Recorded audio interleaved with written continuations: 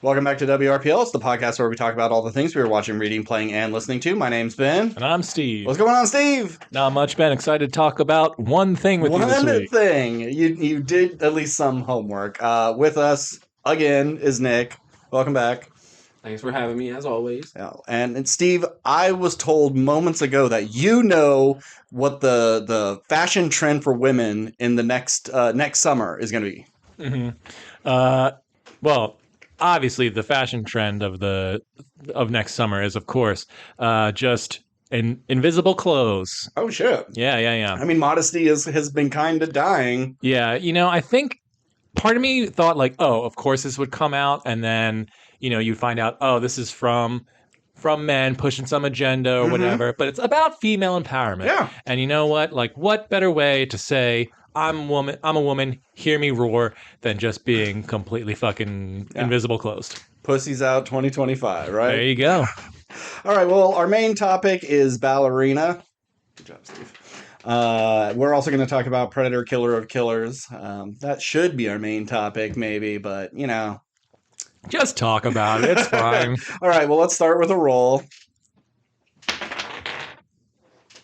9. Damn. I blame the cord. You can't keep blaming the cord. I'm gonna. 6. Okay. All right. I got to get a 15. 15. 4. Oh my. And I still win. Fucking.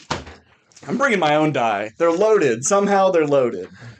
Well, even though I don't have anything to talk about deep dive wise, Okay. I'll start with something I've been playing.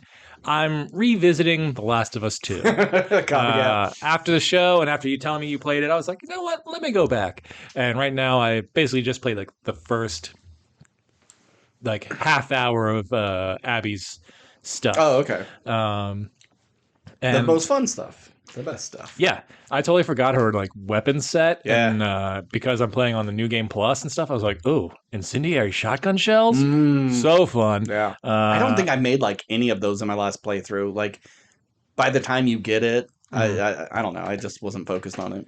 That being said, I took your advice and just know what? Let me just breeze through this game and just do unlimited ammo, unlimited crafting, all that stuff. And it has been kind of fun to just not have to worry about it. But at the same time, I was like, you do really lose a lot when you're playing a survival game and you don't have to worry about surviving. Yeah.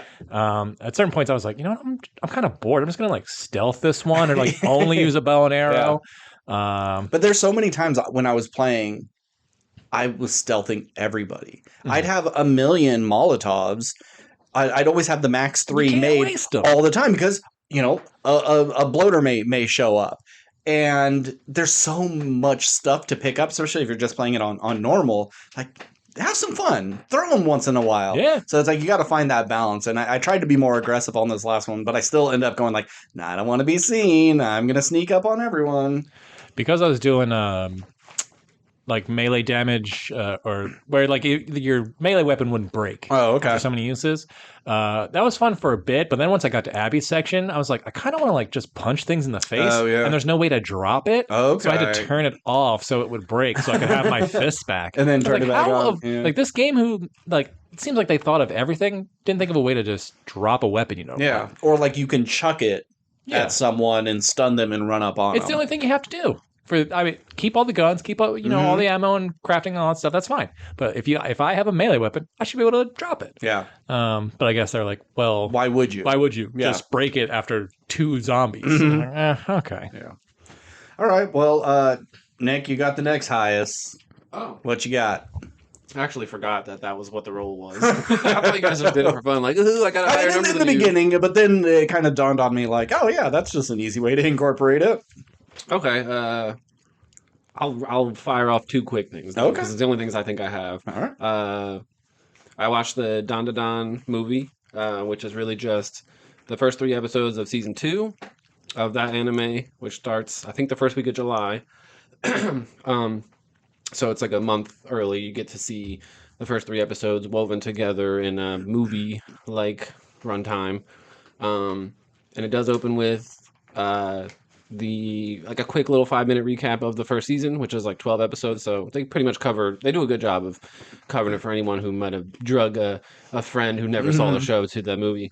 I'll say this. I got my ticket for that movie well in advance because I always am nervous that it's just going to be like a 1-night, 2-night thing. And you never know what anime thing is going to bring them all out. You never know. I mean, I should have figured with this one, but initially they had only listed like 1 time for the sub, 2 times for the sub and 1 for the dub. I am a big advocate of the dub for this show. I think it's really great, especially the voice actor for Momo is great. So anyway, movie's pretty good. If you like the show, it looks like it's going in a really fun direction. I can't praise the animation enough too. I think the show's zaniness gets a lot of attention, but I never hear people focus on like how good the animation is. Like it's really impressive. Sometimes people are spoiled. Like there's a dude I work with, loves anime. I'm like, oh, have you seen Ninja Scroll? And like, I don't really fuck with that old shit.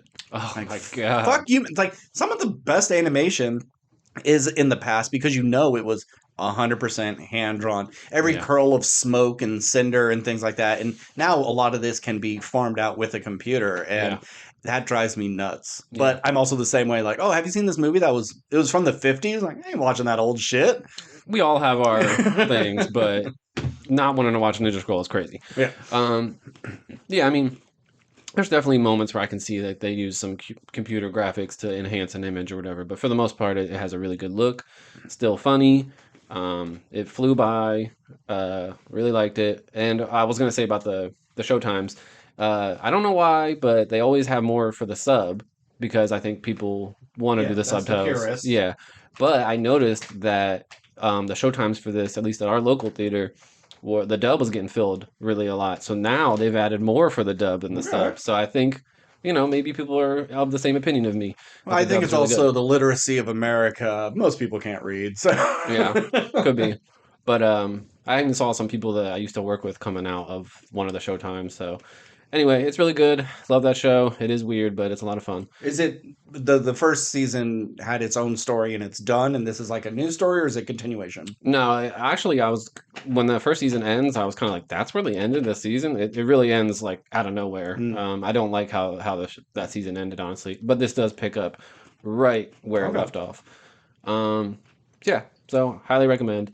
And then the other thing I'll say is a new album that I listened to, a band called Turnstile. Really big fan of them. Been really fun to watch them go from like a little hardcore band that's playing in little clubs and stuff. I saw them open for Newfound Glory like years ago in a few hours away.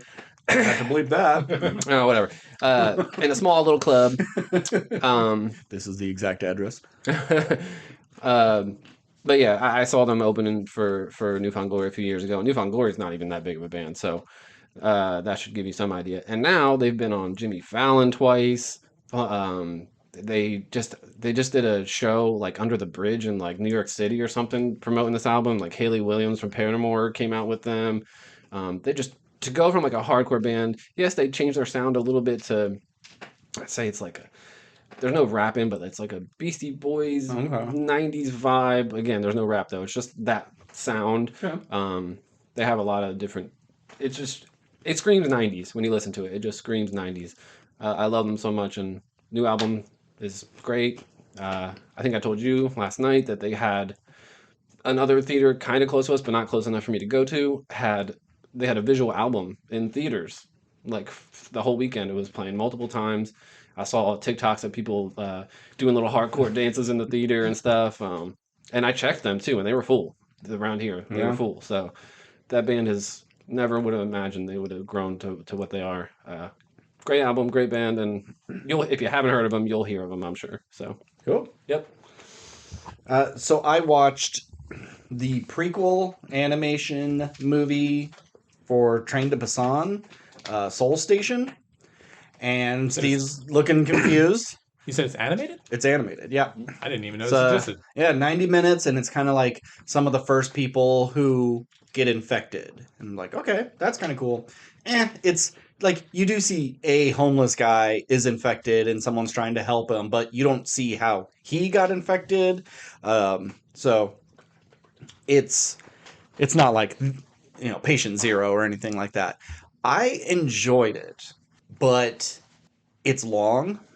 It's 90 minutes and it's too long because there's just tons of scenes of people like screaming and crying about like there's a big job issue, like there's unemployment issue. Sure. There's tons of people who are just homeless and like, you see that skyscraper? I built that, but then they laid me off. And so there's just civil unrest because of that. And it's mainly like a girl. She has escaped her pimp and like brothel lifestyle, wants to break free from it, meets a guy who's helping her, but he's actually just a scumbag and he's trying to get her to get back into it. And then like post pictures of her online without her wanting, and then her dad sees it. And like now he's trying to hunt her down to try to rescue her. And while the scumbag's still trying to pimp her out. And then there's zombies running around corners and just, escalates. It was fine. I give it a C+ because there are so many of these long scenes of people just whining and complaining. Like there's the homeless guy that got bit. There's a dude trying to help him, and he goes to like 4 different places to try to find help. And like, let's get going. Trim this shit.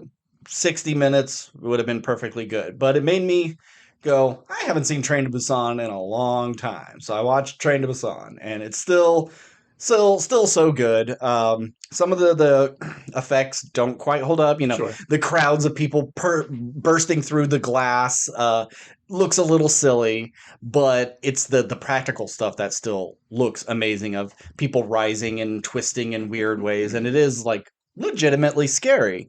And then I was like, fuck it, I'm watching Peninsula because I've never seen Peninsula, and I wanted to see the sequel. You watched that one, right? Yeah. And it kind of sucks. It's not the worst thing. Is but it from the same director, do you know? Yes. Okay. And I think they played The Last of Us, and they were like, well, we got a zombie thing. We could kind of use some of it. It just visually it looks similar. And there's even like a Rat King in it. Not as cool. They're just kind of like normal people. And I don't know if they're actually stuck together or if they've tied them together. They don't really explain it. But it just really had very Last of Us vibes to the whole thing. But it's none of the characters are like in Train to Busan. You care about this shitty dad and his daughter and him learning to be a good guy, and then this man and wife who are about to have a kid, and the elderly sisters who, sacrifice themselves. Like there's just so many more people to care about. And in this, you don't really care about any of them. But it was all right. You were talking about that movie Havoc with the CGI car, and I've seen a couple of clips of that. And yeah, you could tell it's CGI, but I'd forgive them. Look, we don't have the space to film it. We can do it in CG. Whatever. We have a limited budget. Whatever. I could look past that. If it was an indie film that was like this is a director's first movie with no name people, I would forgive it. But it's Tom Hardy with the guy who made The Raid. Like, I mean, maybe there's and it's a Netflix movie. Like there could be.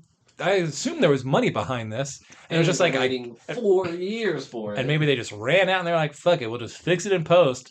But it made the movie just look cheaper and shittier when it's like, this should look like a real movie.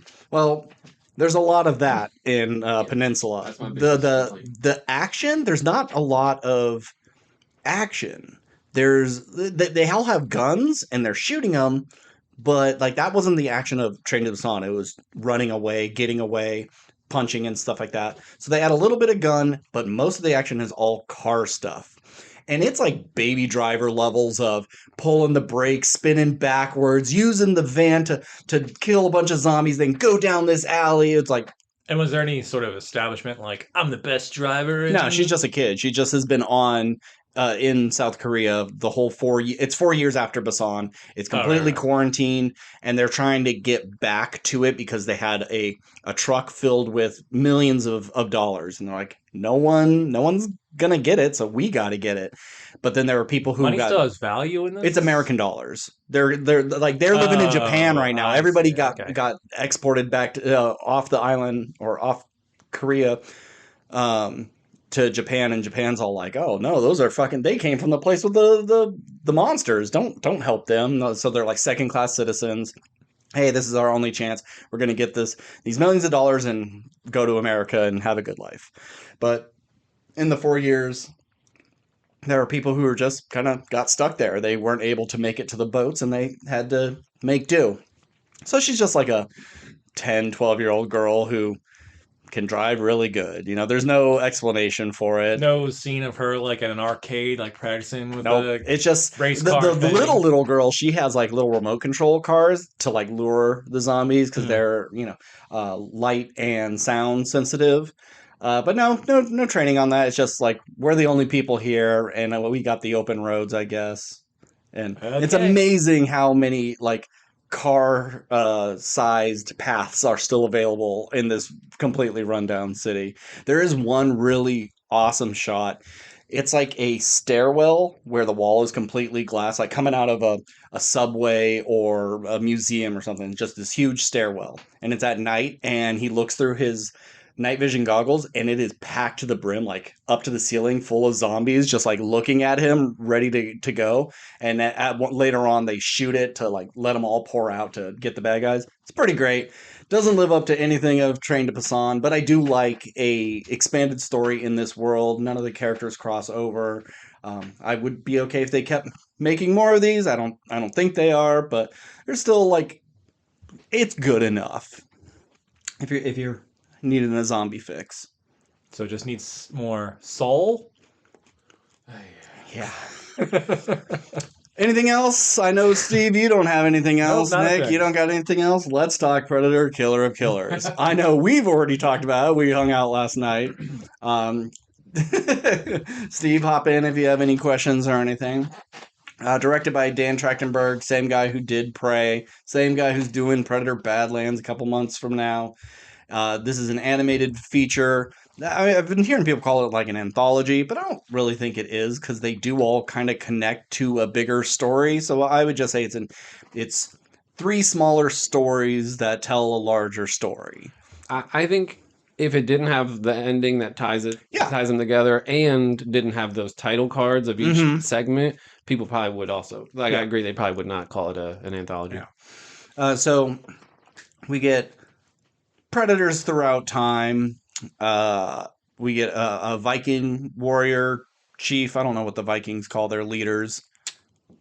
I can't remember. And she's training her son to, be a badass, get revenge on this dude. And then a big old punchy predator shows up for no good reason and just starts fucking everyone up.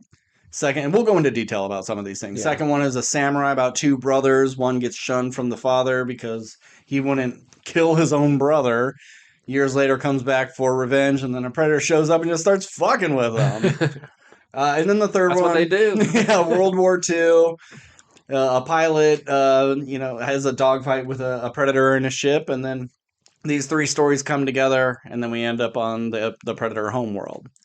Or do we know for sure it's their home? I don't know if it's their homeworld. It's their battle planet. All we see is like a coliseum with some bones and in a creature. Yeah. But this is probably 3rd favorite Predator for me. I'd put this below Predator 1, Predator 2, and Prey. Prey is, I think, the 2nd best, but I really love Predator 2. And I have some gripes with this one that holds it back, and then probably Predator 2 is held up with a little more nostalgia because I was a wee lad when I saw it. Yeah. But I think this has way more replay value than almost any Predator movie. Yeah, definitely more oh, wow, cut all of that. More rewatchable than probably most of them or all of them. I don't know I haven't actually thought about where I'd rank it. Like, obviously it's better than The Predator. Yeah. And most would probably say better than Predators, but I know probably from knowing me for a while, I really love Predators. Yeah. So, but I feel like this is a lot like Predators where it's so close to being amazing and it just like loses something in the end. Like the whole reveal of Topher Grace being a serial killer is stupid. Yeah. The fight just being an alternate version of the first one, like, oh, I'm gonna camouflage myself but with fire. It just, and then the ending and the way they handled Lawrence Fishburne, I thought was weird. Like that's probably my least favorite. There's just so much stuff that I'm like, oh, you're so close to being great. And I feel the same with Killer of Killers. Is those first 2 acts, the shield and the sword, are so fucking good. They're amazing. Then we get to the bullet, and we have this obnoxious fucking character who is so poorly written, I think, and I think his whole thing is handled badly. I don't enjoy his story. I love the dogfight stuff. I love all the action going on. But once you got him out on the wing trying to kick an engine off, Tom Cruise, I don't buy any of that shit. If he had another person in there flying with him and he's like, hold me straight while I do this, maybe. Yeah. But it's too silly. And then when you get to the very, very end, he's just able to fly a Predator ship. And, I didn't like his character. And I think if you changed him, this could have been perfect, but that third story isn't for me. Yeah, I've heard that from a lot of people as well, that's the weakest story, and I've heard people say it falls apart at the end. I wouldn't go as far as to say it falls apart. It's it's the least interesting and fun of the segments. But I kind of like how it all ties together at the end. Yeah. But I agree, his character and his story are the weakest part of an otherwise great movie.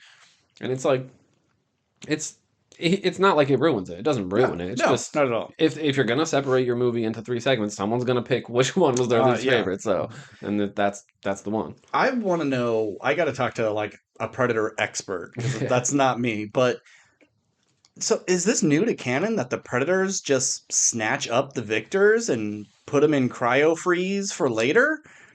I'm no expert. I've never either. heard that before. And not a lot, but I've read a few Predator comics, and I haven't seen anything like this. But because that seems like so fucked up of them. Like, hey, you defeated us. You're a great warrior. Now we're going to kidnap you and make you do it again. Like, no, that was the whole thing at the end of 2 when he gets the pistol. They're like, hey, here, as a sign of congratulatory for your victory.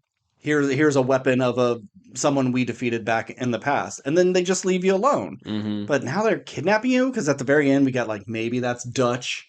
And then we get a weird monster Dutch and then the chick from Prey. Yeah. So it's like if that's because I heard they wanted to do a Prey sequel as well. Is it gonna be her waking up on the Predator homeland, or are they gonna show her getting kidnapped and so it'll still be like a prequel to this? Yeah, I'm not sure. Yeah. But it was cool to see her. Yeah, it's nice. That gun. We're done with the gun. Yeah. You're obsessed with this fucking gun. It was a fun little nod for Prey. Yeah. But then, so like they have her, so they gave up the gun, and then they just took it back? Yeah. By the end, I don't understand how that works, but... And then also, you have 3 people from very different timelines. Why are they fighting? These just like the last 3 champions of Earth? Because these are very different time periods, so they'd have to keep them on ice for a very long time. Yeah, especially like the Viking and the Japanese. And it's like the samurais lasted much longer than we expected. Like even into like relatively modern times. But we just don't see anything that gives us a heads up of what time frame it is. But yeah, that Viking lady was just frozen forever. Yeah, and like, why did are these the only 3? Yeah, I mean, they had all these. How did they pick just those 3? Yeah, maybe it was just picking random ones. Did Danny Glover get taken at the end of Predator 2? I mean, he's not. Yeah, he would be terrible. He's just like an old cop. Yeah, but like, I also thought it was kind of weird. They were saying you 3 fight each other, and then one of you will fight me. Yeah, it's like you're this, and I guess they did end up, but it took all 3 of them to take them down. One of those people wouldn't stand a chance against that thing. The Predators are a bunch of bitches. Yeah. They're like, oh, we're the best in the galaxy. You can turn invisible. You have laser guns. You have your flight. Your ships are way better than anything that we have. Like, come fight us one-on-one. That's why, like, I'm not a hunter. I don't like seeing animals getting killed. And like, oh, I took down this deer. Like, no, the gun that was manufactured for you took down the deer. You just pulled the trigger. If you can take down that deer with your bare hands, do whatever you want. Mount the head. That's fine. But like, oh, I killed this bear. I'm like, yeah, give me enough dynamite and I could kill a bear.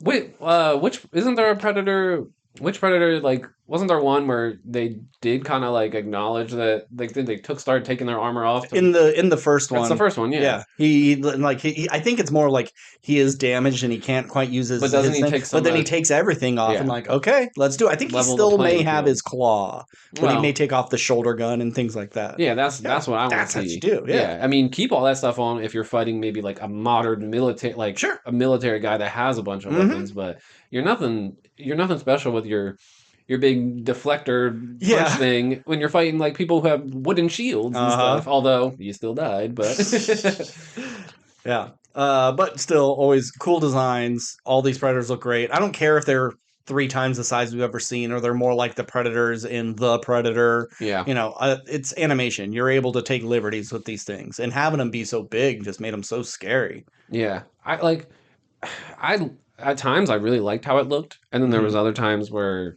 I kind of was trying to imagine it in another style. Mm-hmm.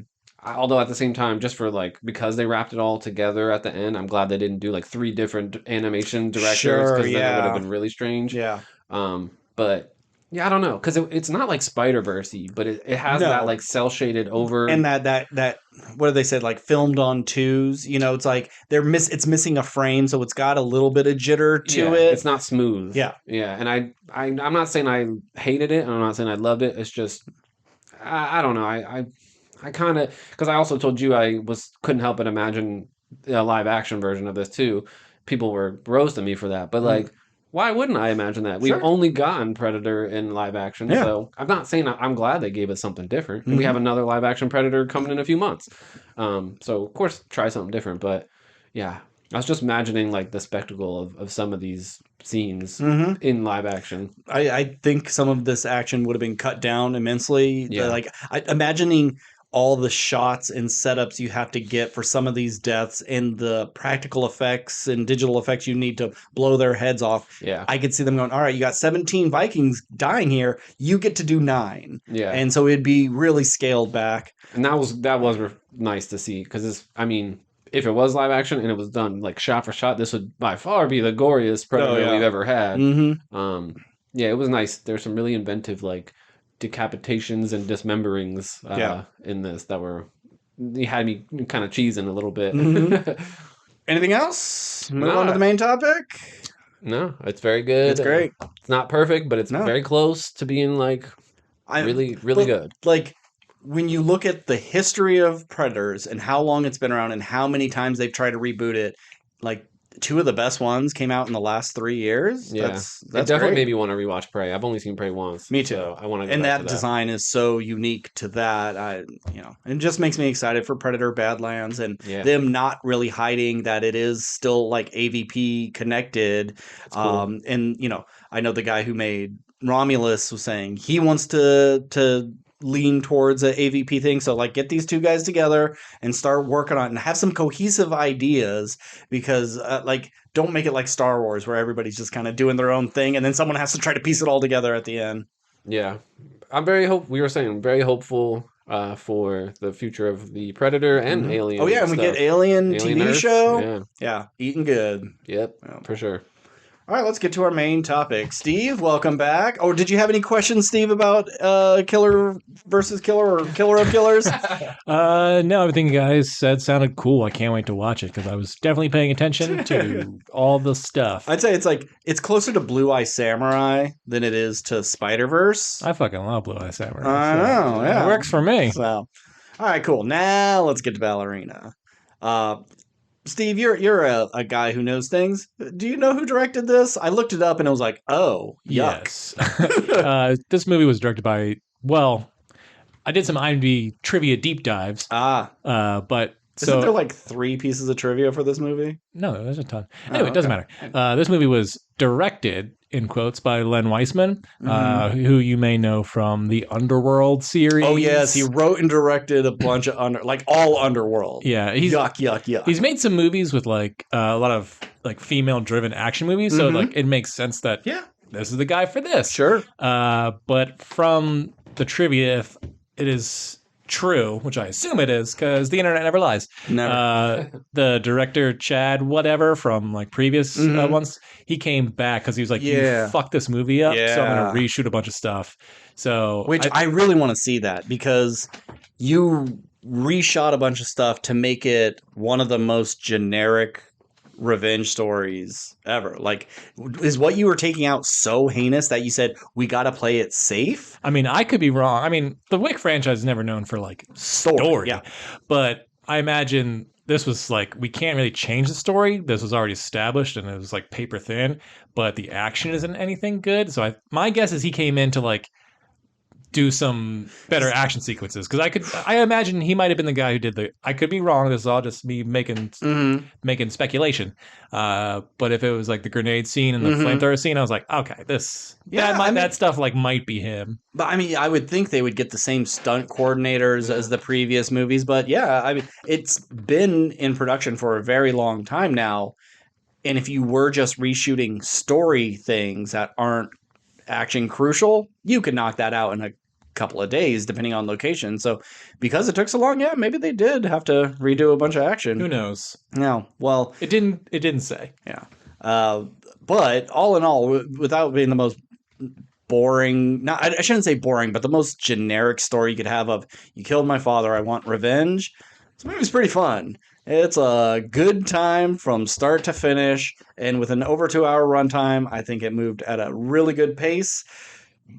Ana de Armas is always nice to look at, and I mean, I meant like to see in movies because she's good. Sure, good save. That's the only reason. No one believed that sentence at all. But like me and Nick, we were talking about, like, her accent doesn't come through, and it's either she's just getting better at English or she's getting better at acting. Maybe both. Maybe both.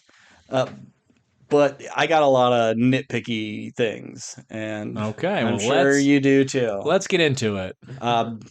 So, basic story: her dad's getting killed by some dude, Gabriel Byrne. A guy I told Nick was like, wasn't he already in one of these? Doesn't he already look like someone who was in a John Wick movie? Like he would have been in John Wick 2 as a random mob boss that got killed. And anyhow, I didn't know he was in this movie. Oh yeah, I didn't. When he showed up, it was just like, I guess I really didn't know the cast. Cool. Yeah. But Nick turned to me because Nick and I saw it together, and he was like, "You didn't know he was in this movie? He's on the posters." I was like, "I haven't seen posters." There's like character posters. Oh really? Oh, I've only seen the one of her. Yeah. Okay. But anywho, he's out to kill her dad and take her away from him. Why? You'll find out. And they do kill him, but they don't take her, and she gets taken by. Was it Ian McShane to be a ballerina, or what is their cult, not cult, but their something Rosa Roma Rossi? Yeah, or is that a pasta sauce? Yeah, let's go with Rosa Roma, I believe. Rosa Roma. Right. Okay. So it's the same organization that took John Wick in, I believe, and trained him. Is this? But they didn't train him to be a ballerina. They trained her to be a ballerina who also was good at killing. Yeah, it's kind of like, we got to train you for both, and if you show aptitude for killing, we'll put you down that path. But if you're a better ballerina, go and just be a star. Yeah. So, like, are they the training ground for everyone or just the women? Because it seems like you only see women being trained. Well, no, because I mean there was in. I guess when she was fighting dudes and like doing the gun stuff. That's true. You're right. So she was in a separate group who were like, I guess there's assassins they train to do like evil shit, and then assassins that they train to do like good things. And I forget like what her like code name thing was in that group, but they were supposed to be like the good ones, I think. Okay. So she wasn't. The Baba Yaga. She was something with a K. I was just looking at that. Something with this name, and you guys are like hired by governments to like take out bad guys or something. Kikimaru or some shit like that. Yeah, let's go to Kikimaru. Kiki Palmer. She was a Kiki Palmer. And this was one of my biggest complaints. Like, besides the lore of John Wick is silly. There's a million fucking assassins, and there are people being assassinated all the time. Huge gunfights in cities that people just walk by like nothing. Then we get introduced to Gabriel Byrne's group, who are the exact same thing. They call them a cult, but they don't explain why they're a cult. What makes them different? Like the big difference is that they're bad guys who don't like go by a code. They just kill for money and sport. While we kill for money, different reasons. Just money, because it's like you just paid these people enough to. Yeah, we are shadow society that like makes governments rise and fall with our killing ability. Where like those Game of Burns people are just serial killers, I guess. I don't know. See, because this is one of my biggest complaints, and like, oh, here's an opportunity to do something different, because this is just a John Wick movie. There's nothing that makes it different than the other ones. So you call them a cult? Let's make them a cult. Make them either this religious sect that believes what they're doing is for a higher calling. Sure. Or they work for the Pope, and the Pope is saying, hey, we don't like these libtards in America. You got to get rid of them because, like things of whatever is going to disrupt our religion, we need to take them out. It's something like that. And Sure. They're all diehard for it. Or you don't call them a cult, and they do the really fucked up things like mutilations and stuff. Like they'll make a statement by taking off all the heads, like a cartel almost would. Sure. Like there's things you could do to make them different, but they just seem like people who had their own village to raise their families. And they also seem to have full access to, I mean, they kind of explain it. They have full access to all their like continental hotels and stuff. Yeah, so like they're still part of they're it. They're accepted by the Assassins Guild. Yeah. And then Ian McShane kind of brushes off as just like, yeah, well, it's better to have some guy like pissing like in your tent but pissing outside than outside your tent pissing in. Yeah. It's like, just don't invite the piss guy. How about that? If you know he's gonna piss, just let him stay at home. Yeah, so like some of these rules don't make a whole lot of sense. Like John Wick movies, like we've already said, aren't really known for story. It's just, here's a guy killing a bunch of people, the end. That's fine. But what I think has made John Wick ascend beyond just your traditional action fare, because if you take out all the like Assassin Society stuff, it would be like really fucking lame and uninventive. But like these movies are so cool because like, oh, in this movie you get introduced to like this hotel for assassins. In this one you get to meet the gunsmith who like, you give him some gold and here's all the weapons. Why you have a tattoo on your back and then you gotta get it burned off because you're calling in your chip. There's so much fun, and like go see the tailor and he's going to make you a custom suit with Kevlar, which for whatever reason she doesn't have access to. But we'll get into He's got the copyright. The point is just like this Assassin's world is so interesting and unique, and I'm so intrigued as to like their world and their rules, where this movie doesn't add anything to that world. It just says, here's all the stuff you already know, but doesn't build on it. Like there's a lot of fun, even if it's not fully explained, it doesn't matter. It's just cool and interesting. Just I wish they did something with that too. It's just like she has access to something we haven't seen from John Wick, maybe for whatever made up reason you need to, because there's a guy in the desert who controls everything, but he doesn't actually matter that much because there's also the high table who you never see, but is like, you got one of the Skarsgårds is like a member of it, I guess. Doesn't matter. Point is, there's interesting cool shit that happens. But there's none of that in this movie, which like if you're lacking story, throw in some cool lore, even if it's not fully explained. Yeah.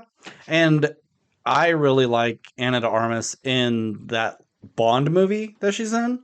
She's so fun and flirty and just like excited to be there on her first mission. She's in that movie for like 7 minutes and steals the 7 minutes. I don't know what happens in that movie except that she's in it. And it doesn't make sense to have someone with a tragic backstory be so upbeat.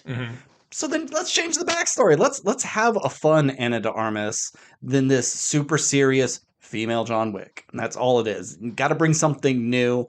And I'll watch more sequels to this, but like I haven't rewatched a single John Wick movie at all. They're all really good, but I've never felt the need to go back and rewatch them. Yeah. And I'm definitely not going to rewatch Ballerina anytime soon.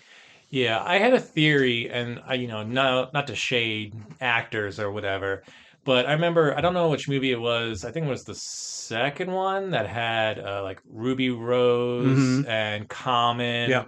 and like so it's a movie. All these movies, Keanu Reeves can't act. Yeah. He's not good in them. He's No. good physically in them. He has a presence to himself. Incredible. There is a underlying charisma to Keanu Reeves in this movie. He makes it work somehow, despite not really acting.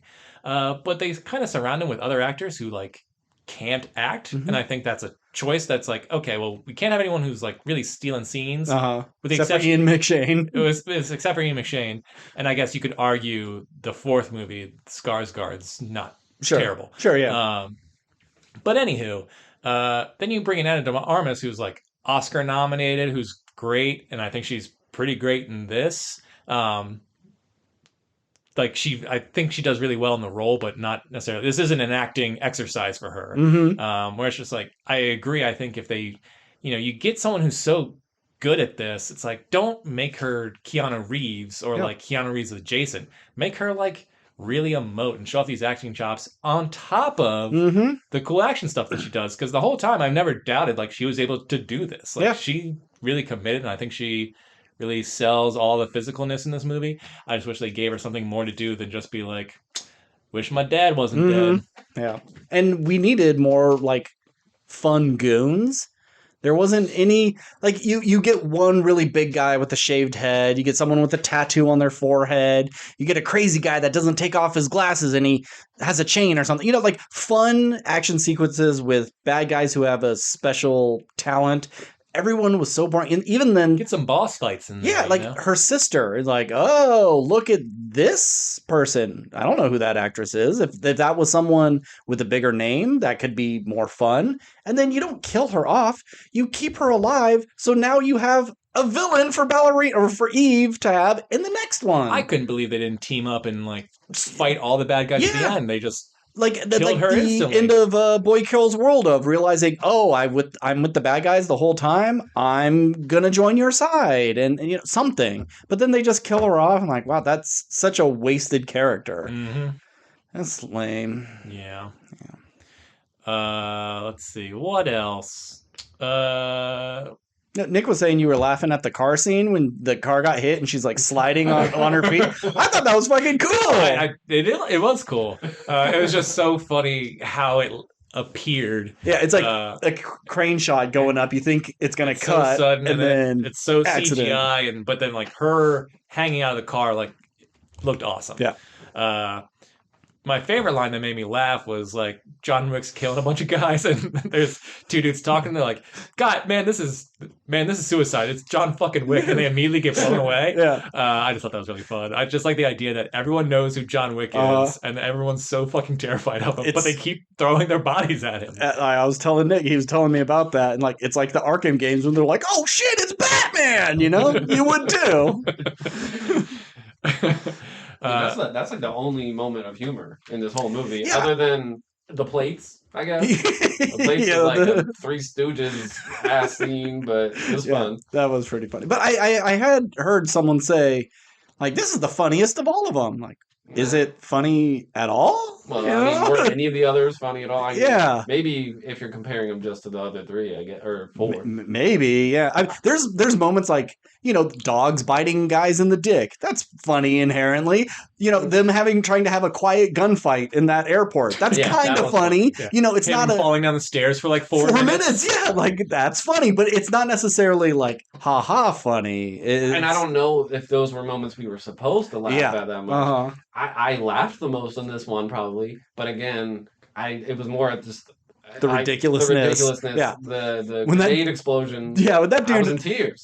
He's just like eviscerated. He's turned into pulp, and she's just behind the table, and she's perfectly fine. It was a laugh of glee. Yeah, really. It wasn't a laugh of the same like watching Best Kill the movie Until Dawn, and they all explode because of the water. Like you laugh. It happens in horror movies all the time because your body doesn't know how to react, so you laugh.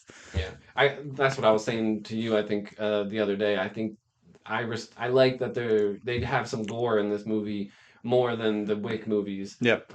Because there's more kills in this movie, I think, that had me go, ooh, like, you know, I don't remember if it was an axe or a pickaxe or something, but to that guy's face after the car ice scene. skate, right? No, well, there was ice skates, but there was a scene where she takes an axe to the guy who was attacking her with the car after she leaves the club, and it goes like right to his eyeballs. And it was good because it was like a scene where I feel like most other movies, I don't think he was dead, but he was out of the picture. He was done. And I think other movies, maybe she would have just kicked him down to the ground, but no, I was like, no, you're dead, and that was dope. So I appreciated the gore in this for sure. Yeah. How'd she even kill her dad? Or kill the guy who killed her dad? I don't even remember. She just shot him in the face, yeah.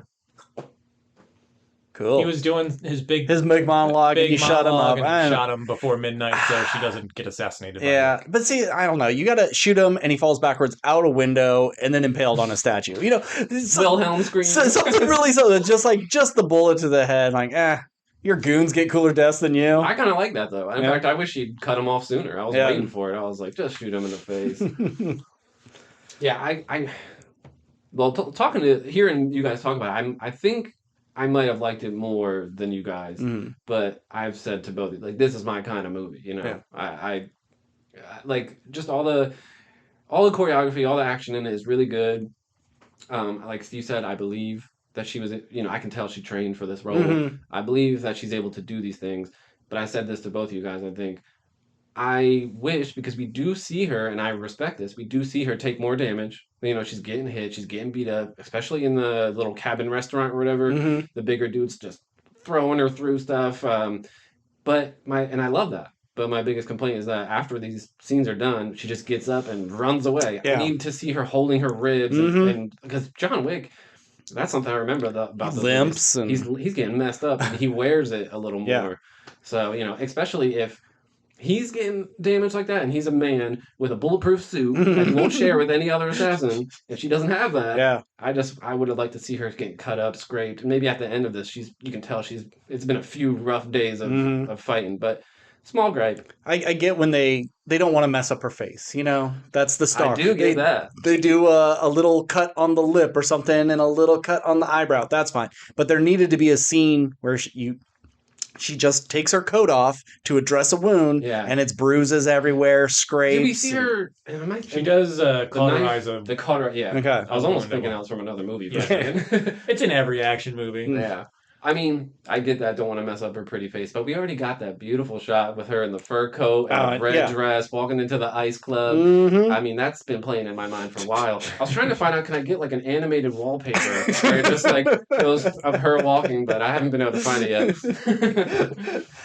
Yeah, you know, it's okay to make your pretty people not look so pretty by the end, especially when they do as much as that she does. Yeah, I think it'd be a real ballsy move. It just is like, Ana de Armas is so pretty. This is our movie star. And then, like, the first scene, when she's a little girl or something, she gets acid on the face. Oh, and then you're just like, it's not about her being pretty. Yeah. And she looks like a scary monster lady who's just good at killing people. Or you do the easy way out is she got injured in the eye, so she wears an eye patch now. So you could tell something's fucked up about her, but we don't have to really make her ugly. We just got to put an eye patch on her. She would still be pretty. With an iPad? Hell yeah. Like, there's... yeah, that's what you're talking about. Yeah. Shave her head. I don't care. Even more attractive. Yeah. There's women fighters that I follow that are, like, only a handful are actually pretty. And even when they'll get done a fight and they're doing their, like, interview after post-fight, I'm still like, you're still gorgeous. Like... I don't know if we should be talking about women's looks on this podcast. So I watched this movie with my dick fully out. The guns were going off, and so was I. I just started blasting. Just started blasting everywhere. Well, call me John Stick. Theater story. I had this woman. She must have been there with her kids, her husband, and did not give a fuck about this movie because every 20 minutes she was up to do something. She got up and left. 10 minutes later, she's back with the popcorn. 20 minutes after that, up, going to the bathroom. Bunch of crunch. And then came back with a soda. And it's like, you spent all this money. Like, get your food at the very beginning. And why are you getting a soda and your pretzel nuggets at different times. That's crazy. Why waste Well, you got your the popcorn and you're like, I don't want to spend all that money on soda, but then your mouth gets all dry from the salt and you're like, well, I guess I gotta get something to drink. I mean, have they never eaten before? Like, you just kind of... And, like, I get going to the bathroom. You know, she was a very large woman, too. You know, she could have health issues. That's fine. But, like, it was every 20 minutes up to leave, 10 minutes out there, then back. And what a waste of time and money and effort. But, you know, I guess if it's not your thing and you're just there to please your kids or whatever, it's fine. But I saw a thing the other day where it talked about Scorsese doesn't go to the movie theaters anymore because of audience behavior, which I totally get. Sure. But I feel like I've been so lucky recently because every time I go to the theater, some people come in and they start yapping during the trailers. And I'm like, oh, fuck, my movie's going to suck. And then the movie starts and it's fine. They shut the fuck up, yeah. I haven't had like a bad movie theater experience in a while. Occasionally there'll be... You go on weekdays, probably. No, I mean, I make smart choices about when and where I go. 2 o'clock on a Tuesday. And obviously, like, it could just be this area or whatever. Yeah, we're not in New York or LA where all the crazy people are. So it's nice to know that, like, I can still go to the movie theaters and more likely have a good experience versus just sitting there and have to, like, suffer through someone, like, chatting while the movie's happening. Yeah. I did have to tell someone to shut up recently, or give them a shush. It was young people in a horror. Oh, it was in Bring Her Back. Just people who were too young to be in there, and I could tell they were going to be yappers the whole time. So I gave them the shh, right at the beginning. Put them in their place. Good job, Dad. I'm a hero. I know. I told it's been a while, but when I saw Heretic, I know I told you that story. Yeah. I literally turned around and I was like, "Shut the fuck up!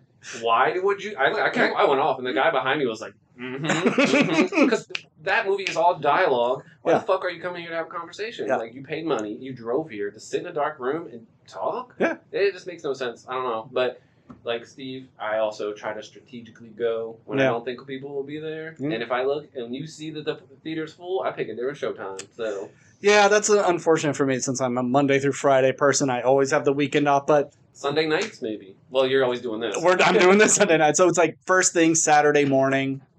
We tried, like, for Ballerina, it was like 11:05 or 1:55. Like, there was no 12 o'clock show or something. And a lot of the times we go to the earliest show possible, and we don't have too many issues. It's when you do a double feature, or she sleeps in, and then we got to go to a later showtime. But I have no shame when it comes to that. Yeah. I'll tell a blind handicapped kid to shut the fuck up. I don't care. What's happening? Get the descriptive audio headphones, you idiot. Why are you even here? Why are you here? Go listen to an audiobook at home. God, the blind community is going to come for us. If they can find us. Marco! We're getting canceled. Anyway. Let's see. Well, let me ask you, what did you think about...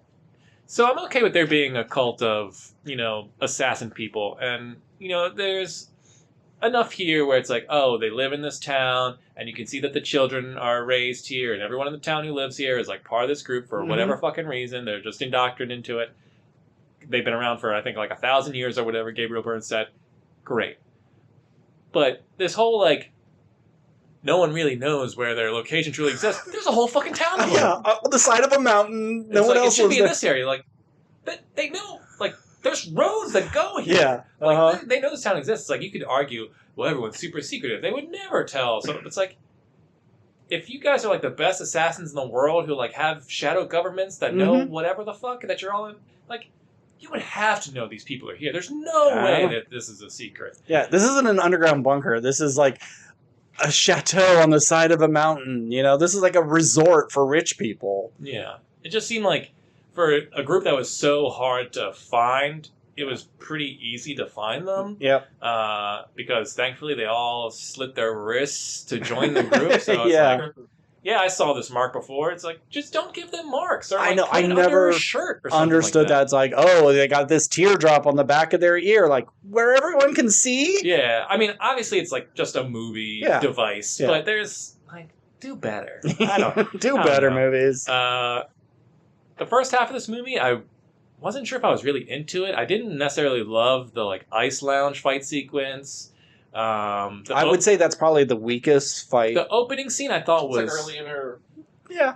But it just, like, some of the hits and shooting didn't feel as authentic as some of the stuff later. It just seemed rubber bullets. It seemed just weaker choreography-wise. Not that it was bad, just weaker. Well, she was in a dress. Like, I'm just gonna... Did you look at her, Steve?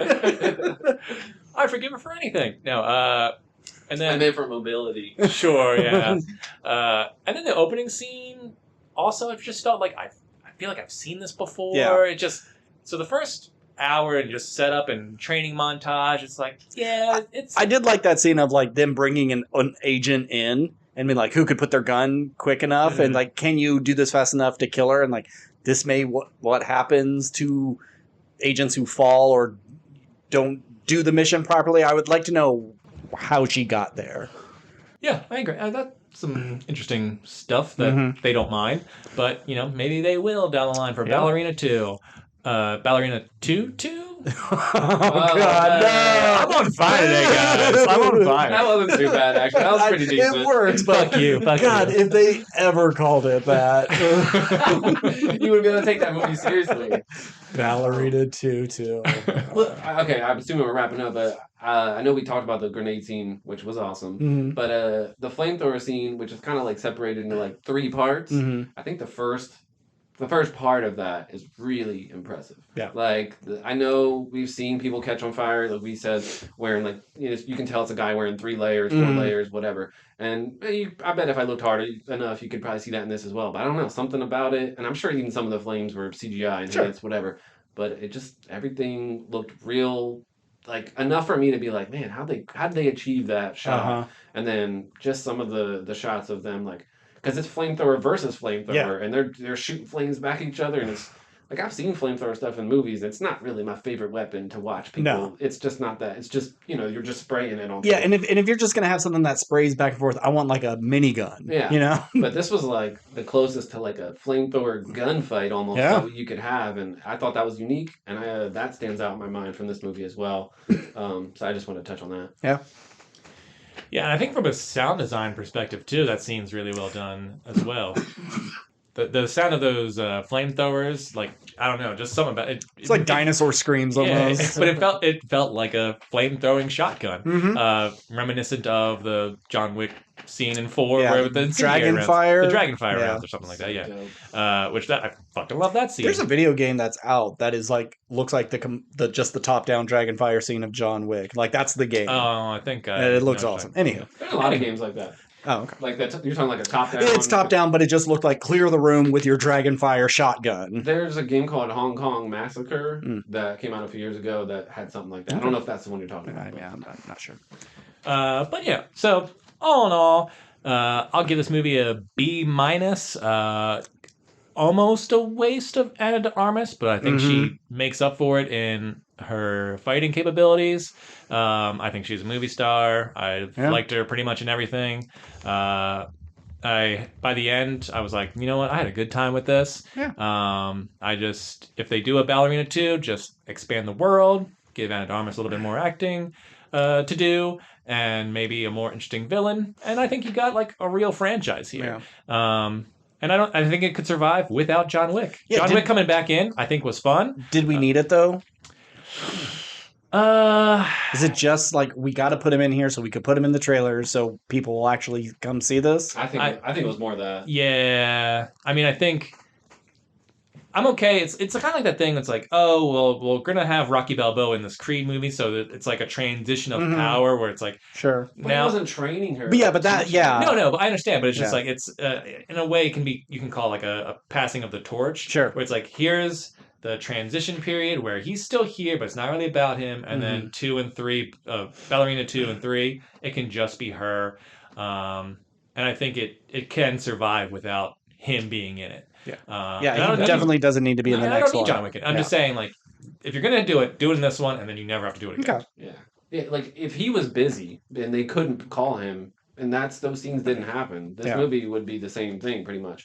Like, I like that scene, the first scene with him, and they're like fighting and whatever. Although I don't like how quickly he was just like, okay, fine, I'll let you go. Yeah. Like, this guy hates the rules. Yeah. Every time they tell him to do something, why do they keep letting him be a part of this? Like, he's just so damn good. Yeah, even when he tells her at the end, like, he's dead, Mm-hmm. and then she's just like, okay, whatever. It's like, Wick will be Wick. Like, I don't know. They should be like, okay, no, Wick be wicked.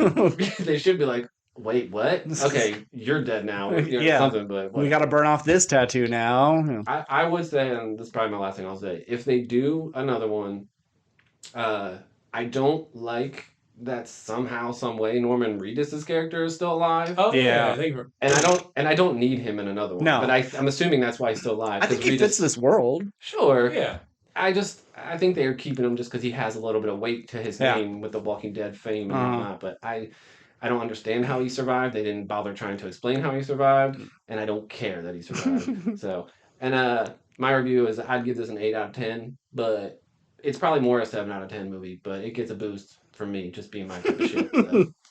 Yeah, I mean, it doesn't bother me that he survived in terms of like, because we only saw him get shot in like the stomach, and then we didn't see what happened. So it's like I can buy him being alive, but it's just why do they keep him alive? Yeah, it's just like no one leaves.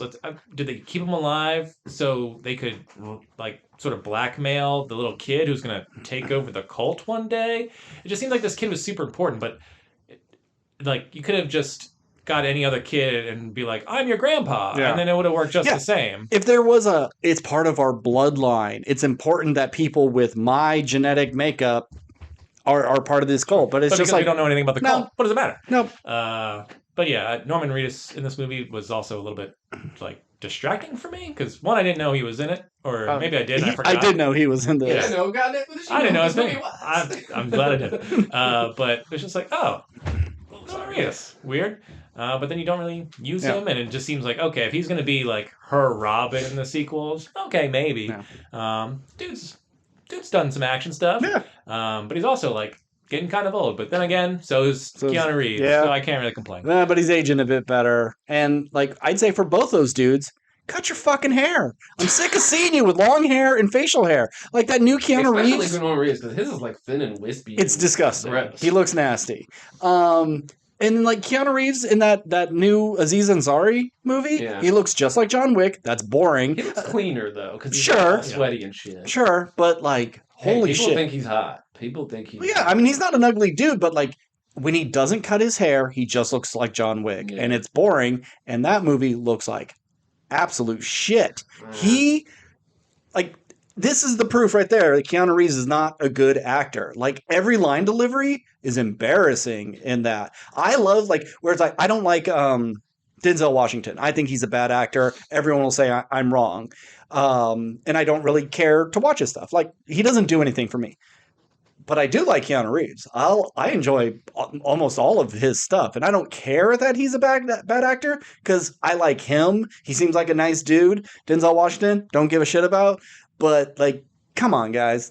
Keanu's not a good actor. Bill and Ted's is the peak of his performances because he hasn't done anything like that since. Nah, Knock Knock. But he just looks like John Wick. I know, but that piece of the picture. I know, yeah. That's that. I mean, even though it's funny and it's for silly. Modern Keanu, that's his best. For younger Keanu, like nothing. Speed. He's really good in Speed. He's good in Speed. Yeah, you know, I guess, but shut the fuck up, man. Yeah, but like Bram Stoker's Dracula. Oh god, you know, that's not very. That would be his worst. Yeah, Replicas or whatever that fucking thing he was in. We saw Replica. Didn't we watch it together?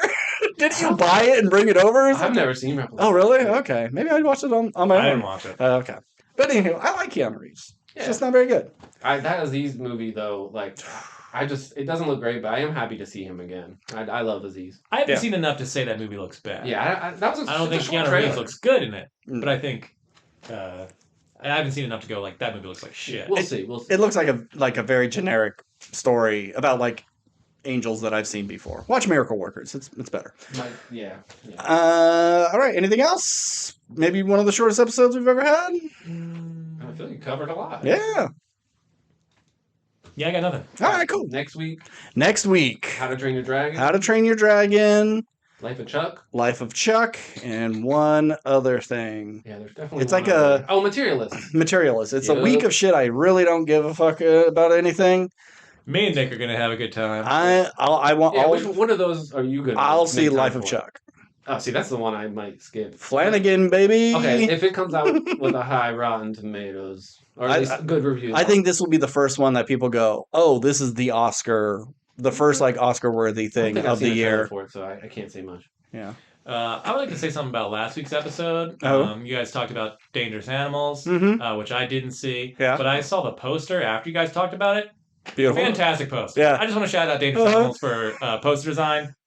It's fucking boat sweet. making water, a wake in the water, and it's a shark fin that's bloody. Yeah, but that that shot isn't. It's not there. No, but it's a great poster. It evokes emotion of what it's supposed to be. Yeah. Good stuff.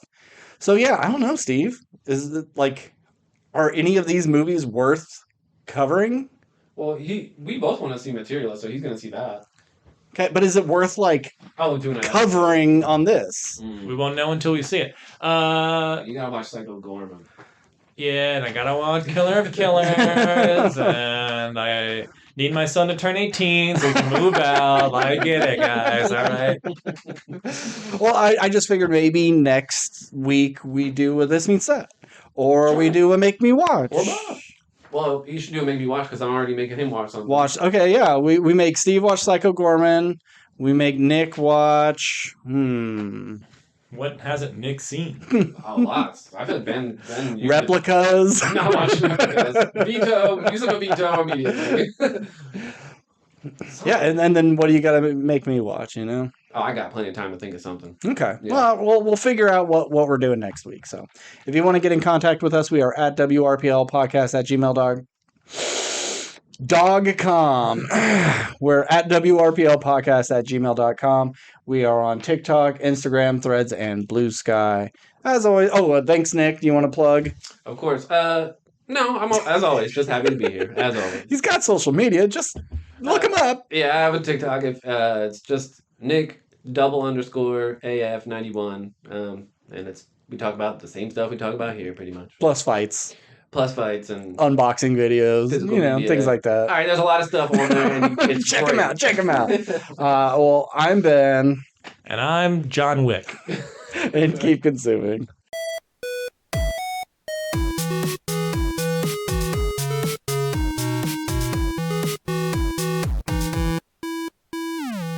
Just don't invite the piss guy.